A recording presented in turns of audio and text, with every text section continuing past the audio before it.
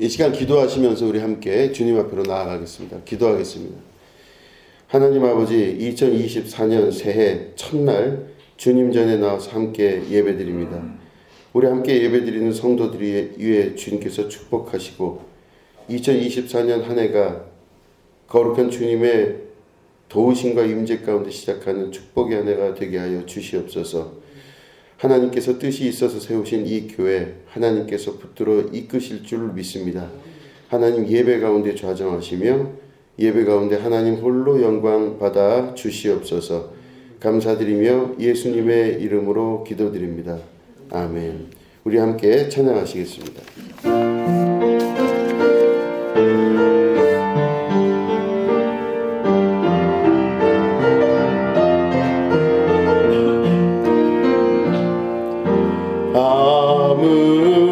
아무것도 두려워 말라.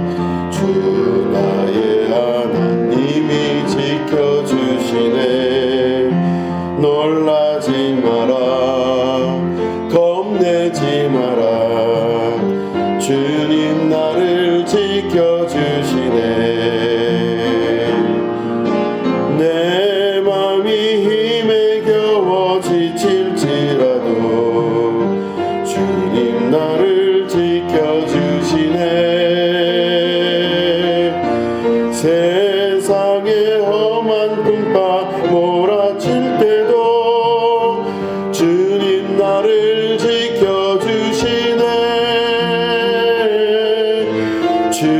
주님은 나의 산성, 주님은 나의 요새, 주님은 나의 소망, 나의 힘이 되신 여호와.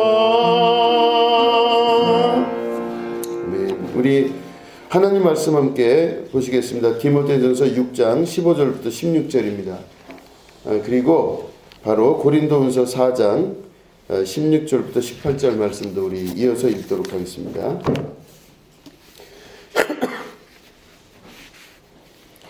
예, 디모데전서 6장 15절 16절을 우리 함께 교독하도록 하겠습니다. 함께 읽도록 하겠습니다. 예, 시작. 기약이 이르면 하나님이 그의 나타나심을 보이시리니 하나님은 복되시고 유일하신 주권자이시며 만왕의 왕이시여 멘 주시오.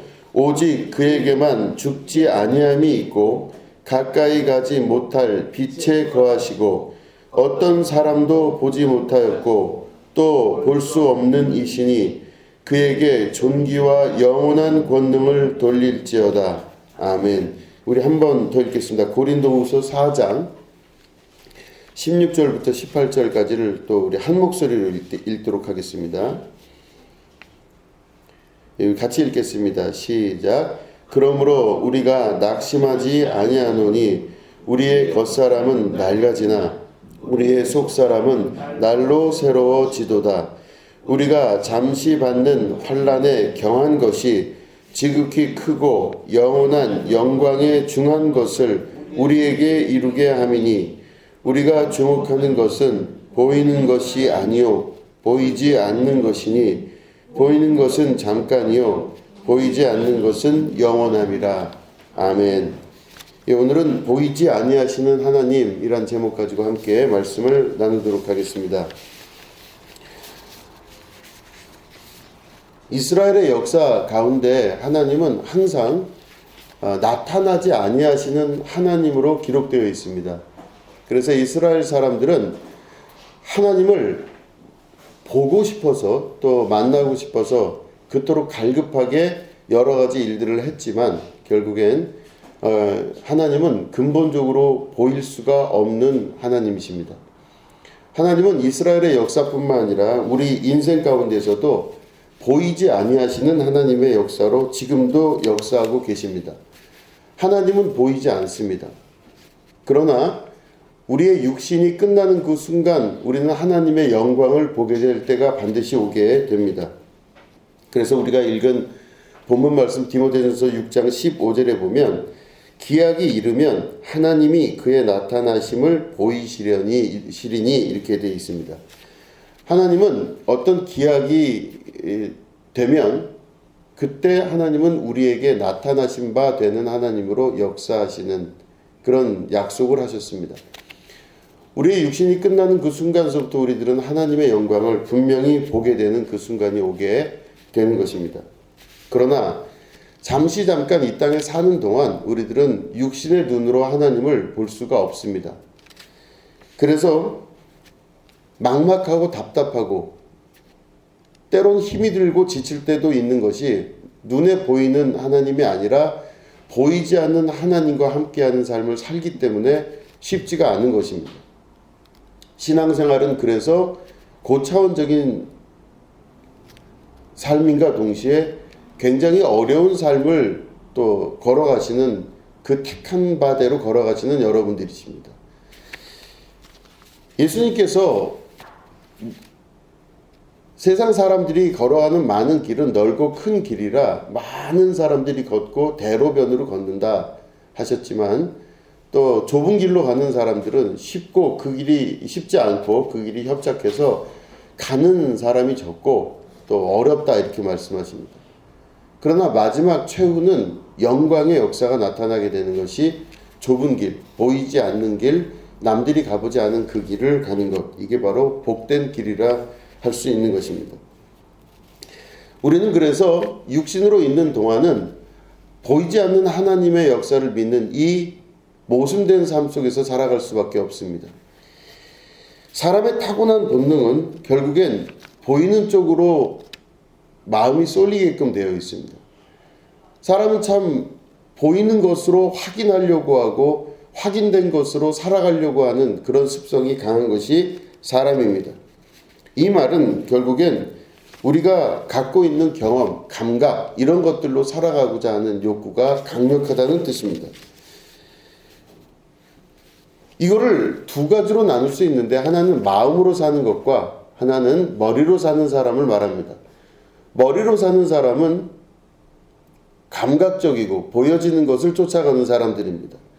눈앞에 먹을 것이 있으면 쫓아가는 동물들처럼 사람들도 눈앞에 무엇인가 있으면 그것을 향해 쫓아가게 됩니다.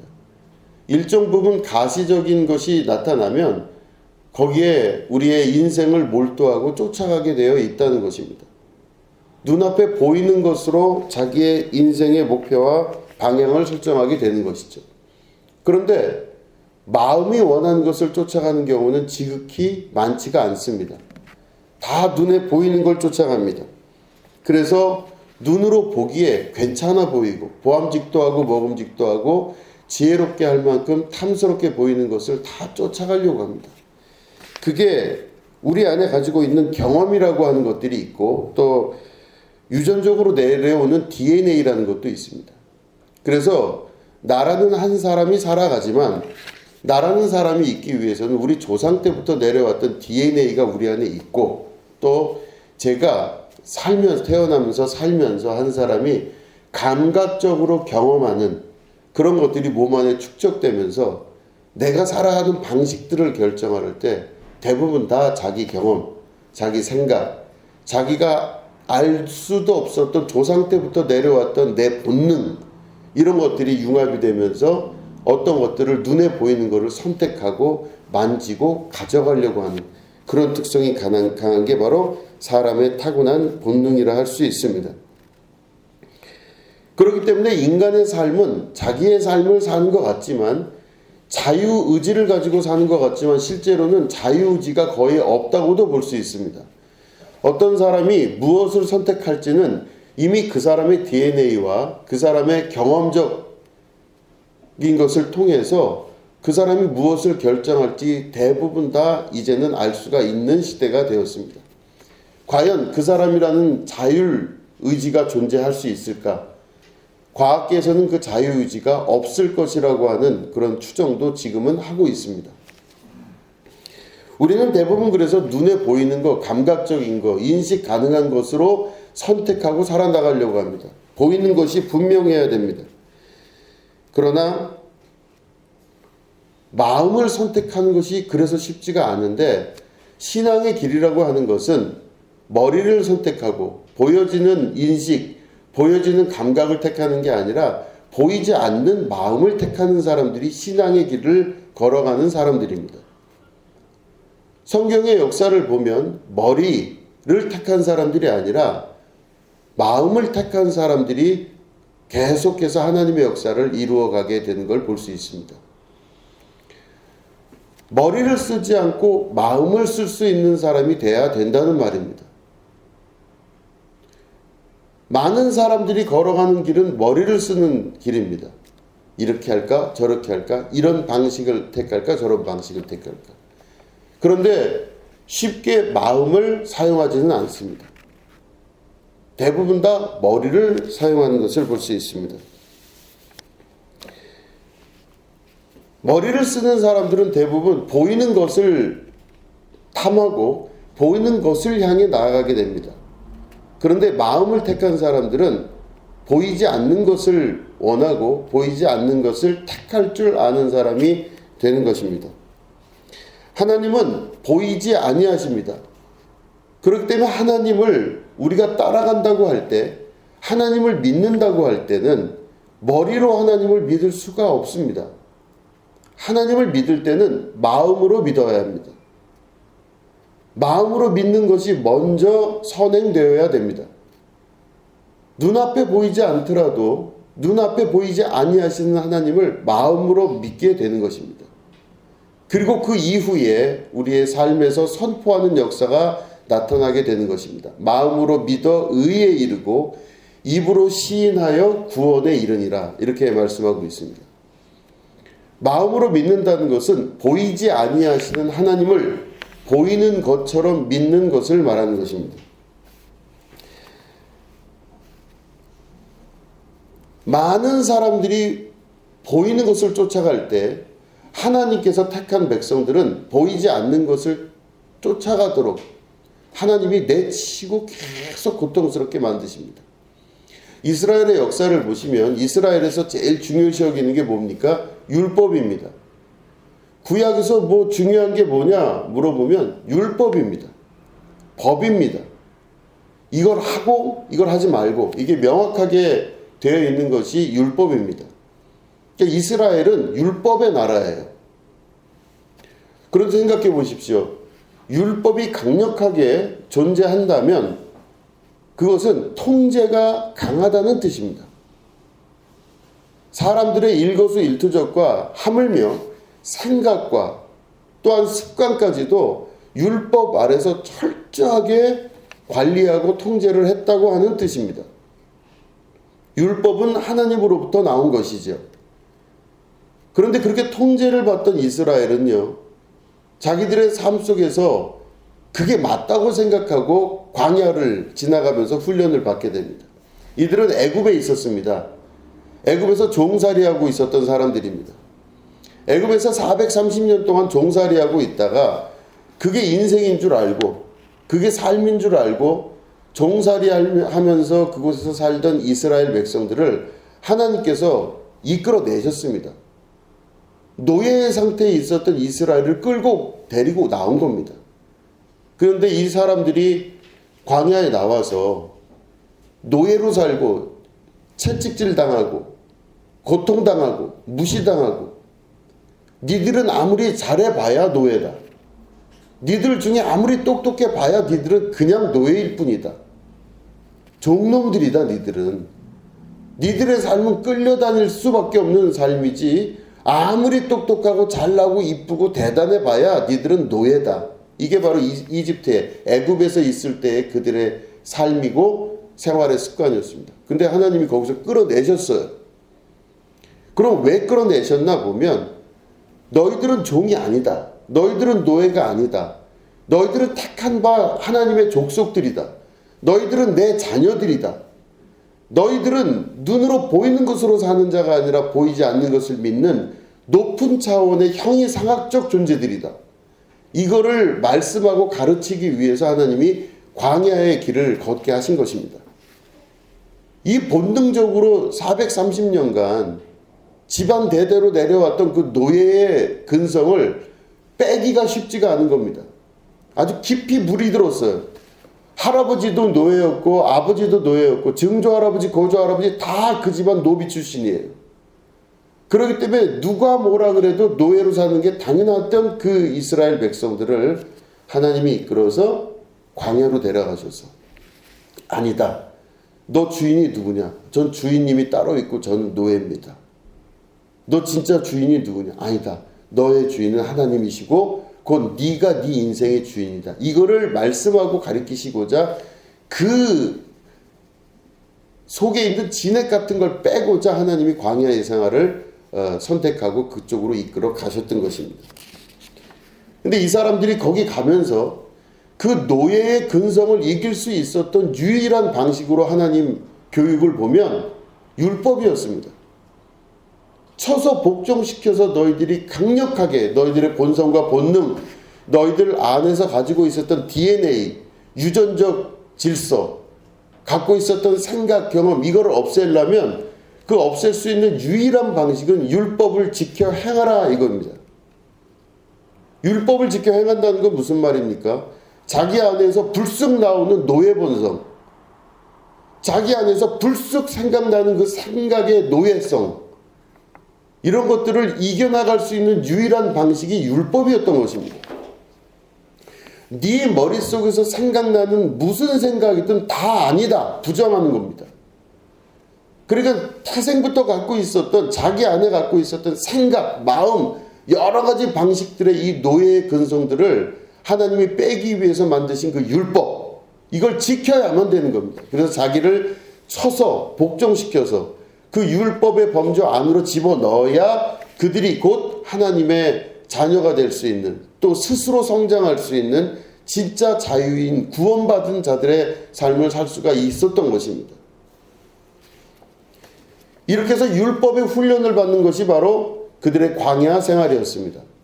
가나안 땅에 들어가기 전까지 그들은 그 태생부터 갖고 있었던 유전적인 아주 그냥 처절한 그 유전적 질서들을 이겨나가기 위해 하나님께서 그들을 율법으로 강력하게 붙드시고 이끌어 나가셨던 겁니다.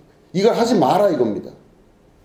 근데 그들이 그 유전적인 것들을 이겨나가기 위해서 강력한 율법의 통제를 받을 때 그 이후에 이들이 가나안 땅에 들어가게 됩니다. 정착민이 아니라 떠돌 수밖에 없었던 그 사람들이 가나안 땅에 들어가게 되면서 이 사람들이 깜짝 놀랍니다. 이들이 40년 동안 그 율법의 통제를 받고 살았다가 가나안 땅에 들어갔더니 정착민들이 살고 있는데 엄청 잘 삽니다. 뭐 말로 다 할 수 없이 잘 살아요. 옛날에 애굽에서 봤던 거랑은 정말 비교가 안 될 정도로 잘 살아요. 이 사람들이 보니까 잘 사는 것뿐만 아니라 이들의 모든 행위와 행태가 아무런 법이 없어요. 기가 막힌 자유를 누리고 있는 것입니다. 왕정체제임과 동시에 그들에게 성적으로 엄청난 자유도 허락되어 있습니다. 무얼 먹어도 되고 무얼 마셔도 되고 누구랑 무슨 짓을 해도 됩니다. 아무런 문제가 없어요. 아무런 문제가. 이스라엘 백성은 40년 동안 뭘 한 겁니까? 율법으로 그냥 당한 겁니다. 하나님 앞에. 하지 마라. 이건 하지 말고 이건 하지 말고 이건 이렇게 하고 이건 이렇게 하고 제발 좀 이렇게 하고 이렇게 하고 이렇게 하고를 수도 없이 하나님한테 컨트롤 당하고 그들이 왔다가 지금 와서 보니까 정말 자유로운 동네를 맛본 거예요.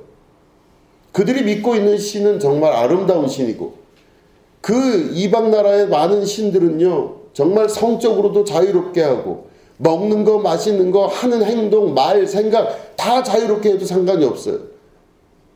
그러니까 이들이 통제를 받다가 그들을 만나니까 엄청난 충격에 빠집니다. 이스라엘 백성들이 그들의 문화에 흡수되려고 점점점 가까이 갑니다. 그러니까 하나님이 그러셨어요. 이방 민족을 만나지도 말고 사귀지도 말라. 그 이유는 하나님께서 이스라엘을 택해서 이스라엘을 진짜 구원하시는 구원의 역사 가운데 이끄시려는 하나님의 의도가 그 속에 들어가 있었던 것이죠. 이스라엘 백성 이외의 많은 이방인 나라들은 인간의 욕망을 극도로 끌어올린 문화들이었습니다. 하고 싶은 거 다 하게 하고, 먹고 싶은 거 다 먹게 하고, 가고 싶은 거 다 하게 하고, 뭐든지 다 할 수 있도록 최대한 인간의 욕망을 오픈시켜 놔준 것이 그들의 나라였습니다. 자고 싶으면 자고, 먹고 싶으면 먹고, 가고 싶으면 가고, 오고 싶으면 오고, 오기 싫으면 안 오면 되고, 이런 극도의 자유가 있었던 그 모든 이방 국가들의 문화와 엄청난 통제를 가했던 이스라엘의 문화사에서는 극명한 차이가 있었던 것입니다. 이스라엘 사람들이 힘든 거예요. 옆에 나라를 보니까 부럽기도 합니다. 옆에 나라를 보니까 우리나라는, 이스라엘이란 나라는 나라 꼴도 아닌 것 같아요. 죽도 아니고 밥도 아닌 것 같습니다. 그러니까 이 이스라엘이 자기들 자괴감에 빠지기 시작하고 가나안 땅에서 들어가면서부터 주변에 있는 수많은 국가들을 볼 때 아닌 거예요. 우리 하나님이라는 분은 보이지도 아니하시는 하나님이십니다. 한 번도 나타난 적도 없어요. 음성으로만 또 모세를 통해서, 여호수아를 통해서만 얘기를 하지 하나님이 나타나신 적도 없고 어떤 일을 잘 하지도 않으세요. 그 하나님을 믿고 이 통제를 따르라고 하니 이스라엘 사람들은 우라통이 터지기 시작합니다. 이럴 때 이스라엘 사람들 속에서 있는 아주 중요한 근거는 바로 뭐냐? 마음을 따르라고 하시는 하나님의 말씀을 듣지 않고 눈에 보이는 머리를 따르는 삶으로 점점 다시 변화되기 시작합니다. 머리를 쓰기 시작하고 자기의 욕망과 욕구를 합리화시킬 수 있는 일들을 찾아내기 시작합니다.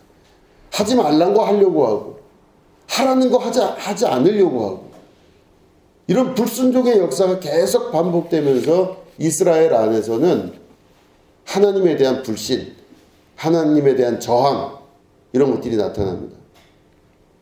주변 이웃 나라들을 보니까 그들은 왕이 있어요.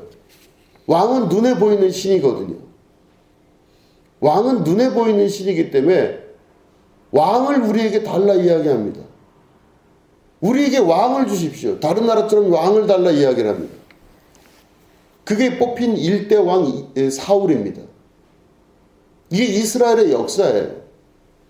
그들은 마음을 쫓아가지, 마음으로 훈련시키시는 하나님의 커리큘럼을 쫓아가지 않고 이방 나라들이 가지고 있는 수많은 머리를 쓰는 문화, 감각적 문화에 그들이 노출되기 시작을 한 것이죠. 그 가운데 하나님이 이스라엘을 끊임없이 치고 복종시키시고 고통스럽게 율법으로 계속 담금질을 해서 이스라엘의 역사를 쭉 이루어 가시는 것입니다. 거기서 예수님께서 우리의 그리스도로 탄생을 하시게 되는 것이죠. 이 말씀을 근거로 보면 하나님의 거룩한 역사는 머리를 따르지 않고 마음을 따르는 커리큘럼이 오늘도 진행되고 있다는 것입니다. 머리를 따르지 않고 마음을 따르는 것입니다. 예수님 믿는다고 하는 것은 우리가 머리를 따르지 않고 마음을 따르는 삶을 살아가는 것입니다. 보이는 것을 쫓아가지 않고 보이지 않는 것을 믿는 믿음으로 살아가는 삶을 말하는 것입니다. 보이지 않는 것을 믿는 믿음이 내 안에서 나타나기 시작할 때 그 믿음의 승리의 역사가 나타나게 되는 것입니다. 사울과 다윗 왕이 있지 않습니까? 사울은 보이는 걸 쫓아간 사람입니다. 조금 전에 말씀드린 대로 이스라엘의 일대 왕입니다. 사울이요, 보이는 걸 쫓아갔어요. 사울은 사람들의 인기로 왕이 된 사람입니다. 사람들의 인기로 왕이 됐으니까 사람들의 인기를 먹고 사는 거예요. 인정 욕구가 극에 달한 겁니다. 현대에 있는 현대 철학 중에서도요, 지금 프랑크푸르트 학파를 중심으로 이루어졌던 많은 철학사주 중에 하나가 인정 욕구라고 하는 것입니다. 호크하이머라는 사람이 대표적인 철학자인데 인정 욕구입니다. 인간 안에 있는 인정 욕구는 우리 안에 엄청나게 지금 크게 작용하고 있는 심리 중에 하나입니다. 인정받고 싶은 겁니다. 내가 인정을 받고 싶은 거예요. 사람들로부터. 이거 엄청납니다. 여러분들 아시잖아요. 여러분 스스로도 갖고 계시지 않습니까? 인정 욕구. 내가 좀 인정받고 싶어요. 어떤 방식으로든 인정을 받고 싶은 욕구가 사람이 움직일 수 있는 아주 중요한 동력이 되는 겁니다. 그러니까 호크하이머의 인정 욕구는 현대 철학에서 아주 중요한 지금 비중을 차지하고 있습니다. 현대 사회가 어떻게 돌아가느냐? 바로 인정 욕구를 이용한 여러 문화가 또 상업과 이 모든 것들이 돌아가는 것에 아주 힘이 되는 겁니다. 인정 욕구. 인정 욕구는 말 그대로 욕망입니다. 인간이 가지고 있는 욕망이에요. 그런데 사울이 그 인정 욕구가 너무너무 강한 거예요. 사울은 원래 그렇게 인정받는 사람은 아니었을 수도 있습니다. 그런데 그가 사람들에게 인기를 얻어서 왕이 된 이후 자기가 갖고 있던 그 경험을 내려놓지 못하는 거예요. 사람들이 사울을 택한 이유가 뭡니까? 키가 구척 같고 구척장신 같고 얼굴이 하얗고 잘생기고 멋있고 등치가 너무 좋은 거예요. 그러니까 사울이 왕으로 뽑힌 이유가 뭐냐면 사람들이 자기를 볼 때 너무 잘생기고 멋지고 키도 크고 아주 대단한 사람이고 똑똑하게 생기는 것 같고, 그 사람들이 사울을 뽑을 때 뭘로 뽑았냐면 겉으로 보여지는 모습을 갖고 뽑은 거예요. 눈으로 보여지는 걸 갖고 뽑은 겁니다. 그게 이스라엘의 1대 왕이에요. 그렇게 뽑혔던 사울이요, 자기가 그렇게 인정받고 뽑히니까 그 인정을 유지하고 싶은 욕구가 있는 겁니다. 내가 인정받고 싶어요, 계속.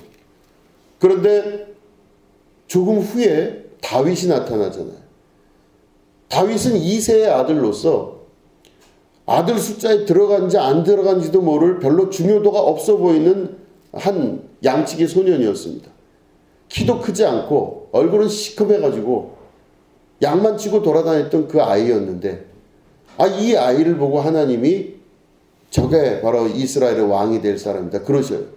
사람들의 눈으로 볼 때는 완전히 다른 겁니다. 사람들의 눈으로 보면요, 어딜 봐도 사울이 왕이죠. 다윗은 왕이 아니에요. 이건 도무지 생긴 걸로 봐서 아무것도 못할 사람이에요. 그런데 하나님이 그 다윗이 왕이래요. 이걸 보면 하나님의 생각과 사람의 생각이 너무 많이 달라요. 사람은 눈으로 보이는 것 쫓아가는데 하나님은 눈으로 보이지 않는 다윗 안에 있는 내면을 보셨던 것 같습니다. 하나님의 방식이죠. 사울이요, 자기가 인정받는 인정 욕구를 계속 채우고 싶은데 다윗이 나중에 보니까 인정을 더 받기 시작해요. 그러니까 질투가 나기 시작하죠. 막 질투가 생기기 시작하면서 이 사울이 질투의 범위를 넘어서서 이제는 다윗을 죽이고 싶어요. 저게 죽어야만 될 것 같아요. 그래야 내가 인정을 받을 것 같아요. 이게 사울과 다윗의 관계입니다. 사울은 뭘 쫓아갔을까요? 머리를 쫓아갔어요. 다윗은 마음을 쫓아갔어요. 다윗은 보이지 아니하시는 하나님을 쫓아가는 사람이었고, 사울은 하나님이 중요한 게 아니에요. 지금 사람들의 인기와 눈에 보이는 명성, 눈에 보이는 힘, 권력, 이게 중요한 거예요. 다윗은 그게 중요한 게 아니에요. 하나님이 중요한 거였어요.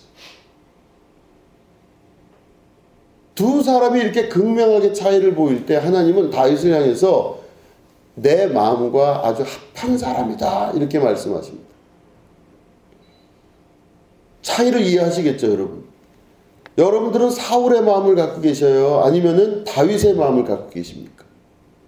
여러분 눈에 보이는 거 다 계산하고 어느 정도 일정한 계산 안에서 여러분들 활동하고 살고 계십니까?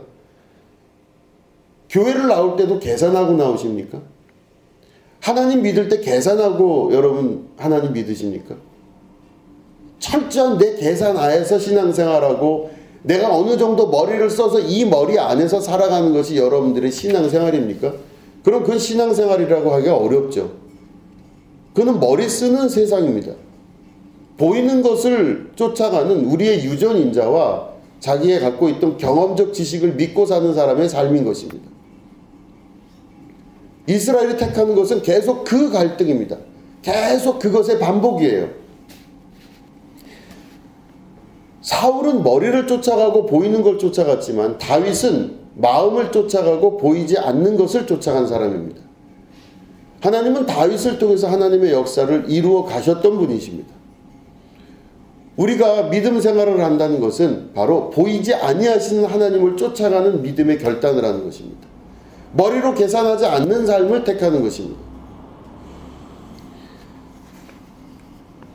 저는 목회를 하면서 하나님이 저를 처음부터 택하셔서 이렇게 이끌어 오셨구나라는 생각을 가질 때가 많이 있었습니다. 수요 예배 때 사도행전이 이제 시작됐습니다. 그래서 거기에서 첫 번째 나온 지난주의 설교가 성령 임재에 관한 내용이었습니다. 제가 사도행전에 나오는 첫 번째 장에 성령 임재에 관한 말씀을 준비하면서 제 인생을 뒤돌아보게 되었습니다.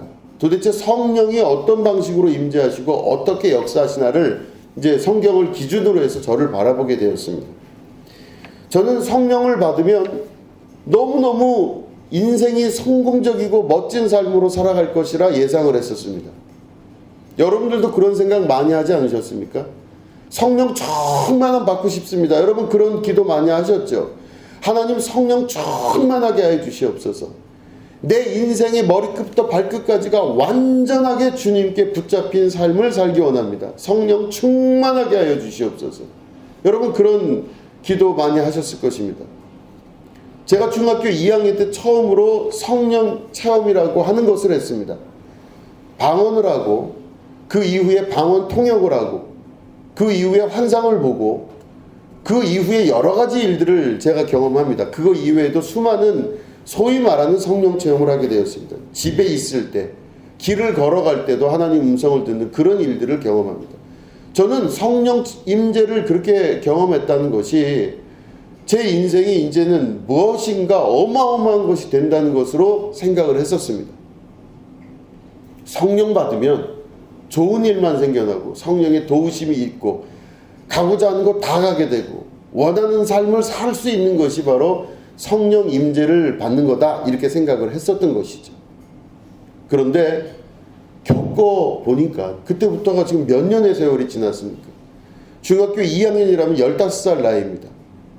그 이후로 제가 지금 40년이 넘는 세월을 살면서 그 40년의 성령의 임재 기간 동안 어떤 일이 벌어졌나를 보면 정말 말로 다 할 수가 없는 일들이 벌어졌습니다.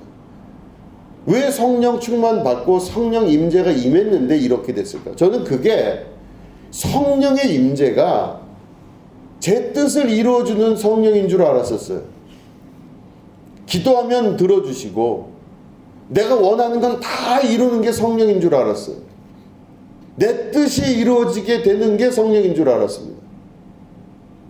근데 하나도 이루어지질 않아요. 내가 원하는 게 되지를 아니하고 상황과 모든 여건이 원치 않는 상황으로 자꾸 이끌어져 가는 것을 볼 수가 있었습니다. 이상한 거예요. 왜 성령이 나한테 임하셨는데 나는 왜 이렇게 되는 일이 없지? 원하는 건 하나도 안 되지? 안 되는 거 정도 수준이 아니라 이제는 그것보다도 더 황당할 정도의 이상한 상황으로 자꾸 몰려가는 것을 경험하게 됩니다.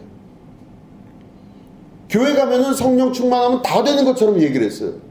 성령 충만하면 하늘로부터 복이 내리고 원하는 거 다 되고 뭐 집도 사고 뭐도 하고 뭐 그냥 부자가 되고 뭐 그러니까 간증하는 사람들 보면 전부 다 잘된 사람들 얘기해요. 저는 그게 성령 충만인 줄 알았었어요. 그런데 아닌 거예요. 성경을 들여다보니까요. 성령 충만한 사람들 중에서 자기 뜻이 이루어진 사람이 없어요. 이상하죠? 여러분 예수님 보십시오. 예수님 보시면 세례 요한한테 세례를 받을 때 성령이 비둘기같이 하늘 위에서 내려왔다고 기억나시죠? 세례를 받을 때 성령이 내려오셨어요. 그럼 그 예수님의 인생과 삶은 어떻게 돼야 될까요? 엄청난 역사가 일어나야 돼요. 모든 것 가운데 사람들이 들끓고 예수님이 십자가에 죽으시면 안 됩니다. 그런데 이 예수님이 성령 충만함을 받은 그 이후에 비둘기 같은 성령이 임한 이후에 바로 다음 장에 나오는 게 성령이 예수를 광야로 내몰아치신지라 이렇게 돼 있어요. 40일을 거기서 금식하셨습니다. 그리고 사단의 유혹을 3가지를 받으시면서 말씀으로 이기셨어요. 그 이후에 예수님은 육신으로 오셔서 우리와 성정이 똑같으신 분으로 하나님의 뜻을 이루어 가시는 삶을 살게 되는데 예수님 안에서도 인간의 마지막 육신의 욕망과 욕구가 있을 수밖에 없는 것입니다. 이걸 성경은 하나도 부인하지 않아요. 예수님이 겟세마네 동산에서 기도하실 때 이 잔을 내게서 떠나가게 해주십시오 기도하십니다. 그것만 빼도 멋있을 거예요. 제가 하겠습니다. 걱정 마십시오 하나님. 제가 십자가에 달려 죽겠습니다. 저 말고 누가 있겠습니까? 이렇게 기도하면 좋은데 너무나 약한 모습의 예수님의 그 장면이 들어가 있어요. 웬만하면 이 잔을 내게서 떠나가게 해주십시오. 저는 이 장면을 읽을 때마다 가슴이 벅차올라요. 예수님이 사람이셨구나. 인자이셨구나. 인자. 육신이셨구나. 근데 성경을 보면요, 누가복음 같은 경우는 천사가 그들을 돕더라. 예수님을 도왔다 그래요. 겟세마네 동산에서 너무너무 힘들게 기도할 때 천사가 그를 돕더라 이렇게 돼 있어요.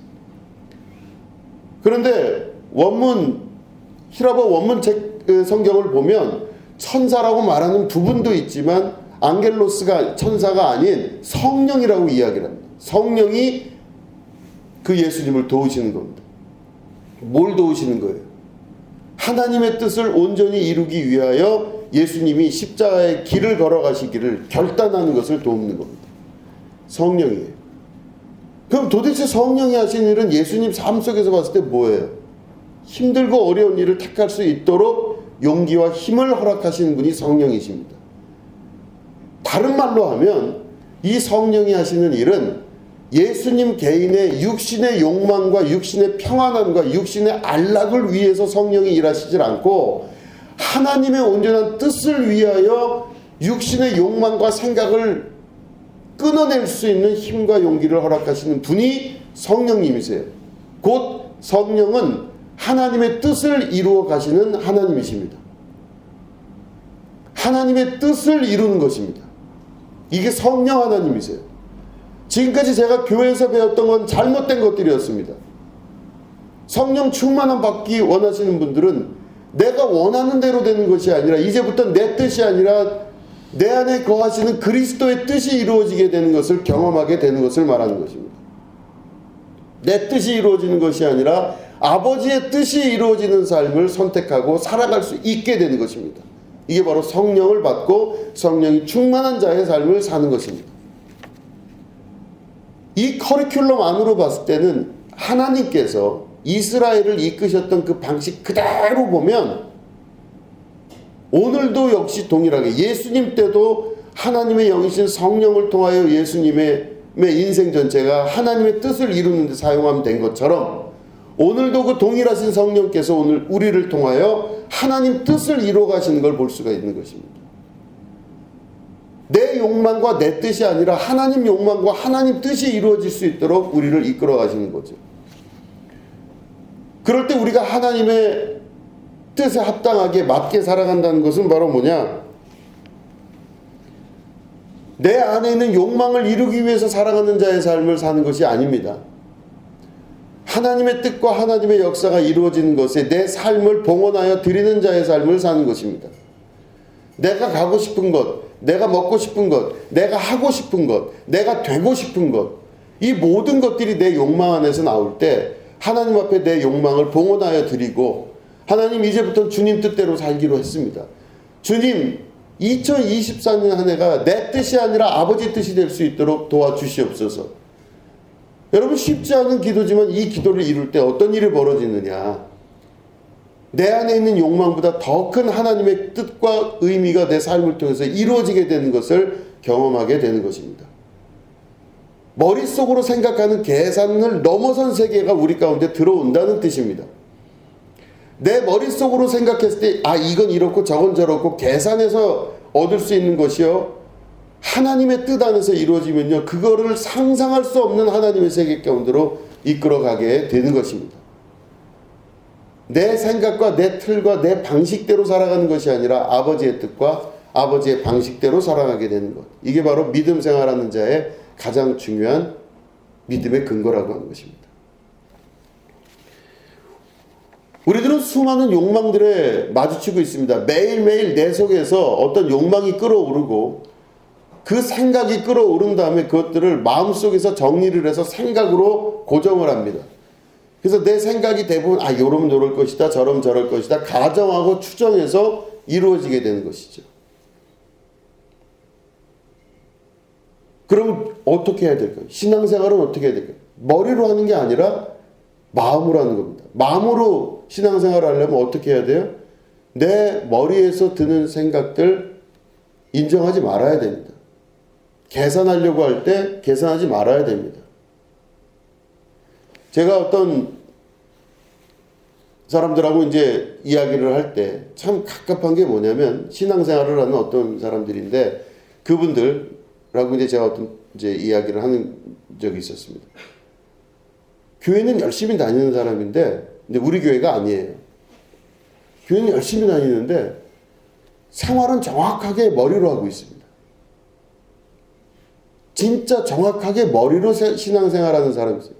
그러니까 궁극적으로 제가 하나하나 조심스럽게 물어봤어요. 하나하나 스텝을 밟아가면서 물어봤는데, 궁극적으로 그 사람이 교회는 다니지만 실제로는 하나님을 안 믿습니다. 믿지 않고 있어요. 안 믿어요. 안 믿는 거고 살던 방식대로 그냥 살아왔던 것뿐입니다. 진짜 하나님을 믿어본 적도 없고 믿지도 못하는 거예요. 그러니까 어느 순간 그걸 발견하고 나서부터는 제가 대화에 딱 가로막힘이 생기기 시작해요. 말할 수가 없는 겁니다. 더 이상 무슨 말을 해도 말이 통하지가 않아요. 하물며 저는 진심을 다해서 그 이야기를 하지만 내 진심이 그 사람에게 진심일까? 아니에요. 절대 진심이 아닙니다. 계산하는 사람 머리에서는요, 이 사람의 하는 말이 아무리 내가 진심을 다해서 한다 할지라도 진심으로 보여지거나 들리지를 않아요. 그냥 머리로 사는 사람은요, 어떤 걸 갖다 놔줘도 자기 머리 안에, 계산 안에 들어와야 그게 맞다고 생각하는 것이죠. 그래서 제가 마음이 참 답답했어요.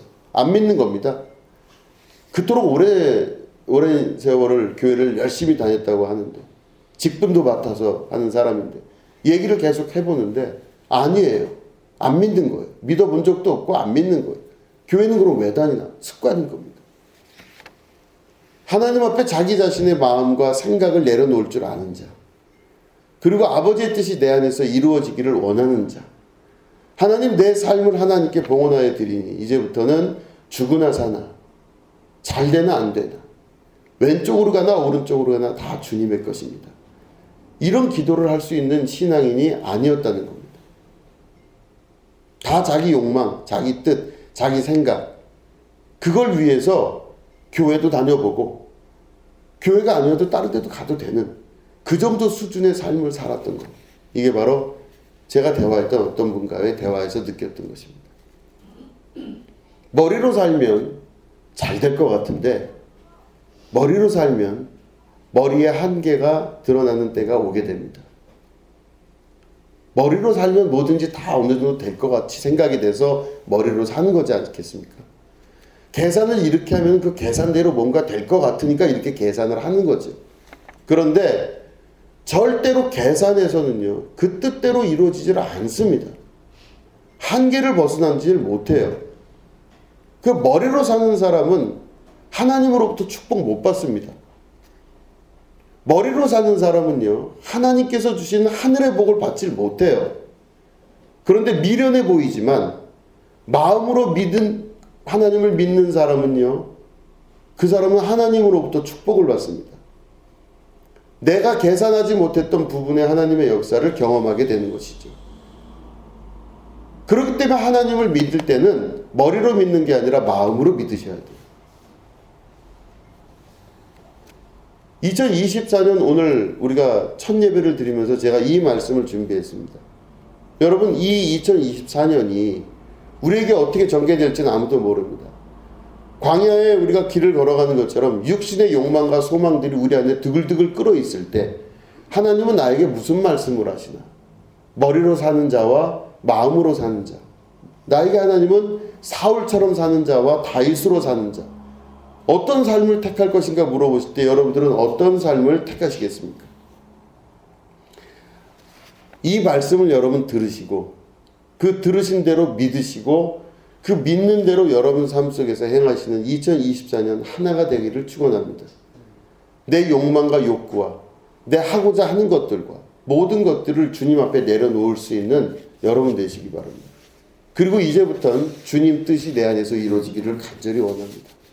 주님, 나를 통하여 살아내 주시옵소서. 주님, 나를 통하여 하나님의 나라가 이루어지기를 간절히 구하고 바랍니다. 여러분, 이렇게 살아내시기를 축원합니다. 보이지 아니하시는 하나님을 믿는 믿음은 우리 안에서 그 역사가 반드시 나타나며 내가 상상했던 것보다, 내가 계산한 것보다, 내가 머리를 써서 만들어낸 것보다 훨씬 더 상상할 수 없는 하나님의 세계 가운데로 들어가는 것이 믿음의 삶입니다.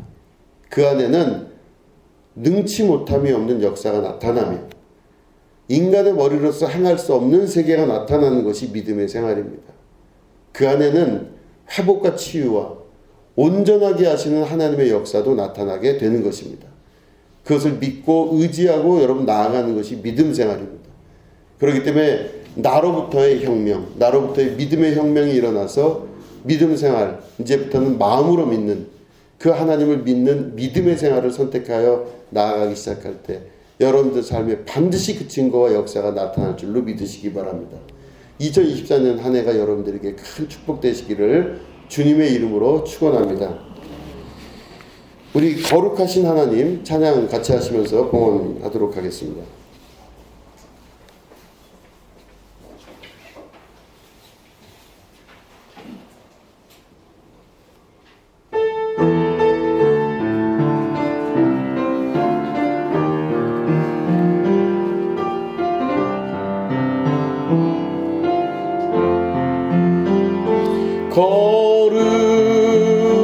거룩하신 하나님 주께 감사드리세. 날 위해 이 땅에 오신 독생자 예수 나의 맘과 뜻 다해 주를 사랑합니다. 날 위해 이 땅에 오신 독생자 예수 내가 약할 때 강함 주고 가난할 때 우리를 부유케 하신 나의 주 감사. 내가 약할 때 강함 주고 가난할 때 우리를 부유케 하신 나의 주 감사 감사. 드려진 예물을 위해서 기도합니다. 하나님 아버지, 예물 드린 손길들을 기억하시고 하나님께서 복에 복을 더하시며 하늘문을 여셔서 주께서 공급하시는 하늘의 양식으로 살아갈 수 있는 축복의 자녀들 되게 하여 주시옵소서. 하나님께서 누르고 흔들고 차고 넘치도록 채워주시며 물질에 다스림 받지 아니하고 물질을 지배하고 다스릴 줄 아는 능력의 백성들 될 수 있도록 도와주시옵소서. 특별히 새해에는 하나님께서 하늘문을 여시고 공급해 주시는 은혜를 통하여 하나님의 이끄심을 경험하는 축복을 경험케 하여 주시옵소서. 감사드리며 예수님의 이름으로 간절히 축복하며 기도드립니다. 아멘. 네, 우리 광고 시간입니다. 교회 소식을 우리 뒤에 주교를 참조해 주시면 좋겠습니다.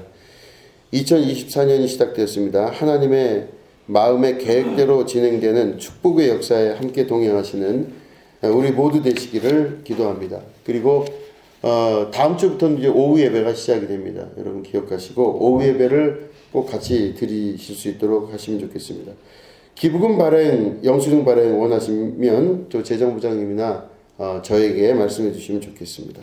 예, 전도의 사명 잘 감당하시는 2024년 한 해였으면 좋겠습니다. 우리 다 같이 일어나셔서 그 영광이 온 땅에 충만 찬양하시면서 우리 예배를 마치도록 하겠습니다.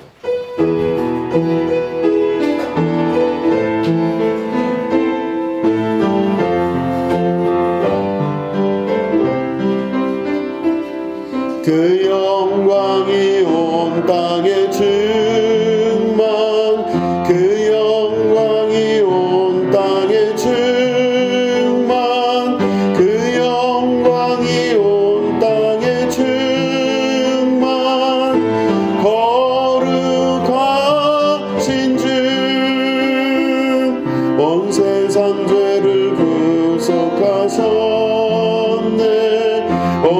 세상 죄를 구속하셨네.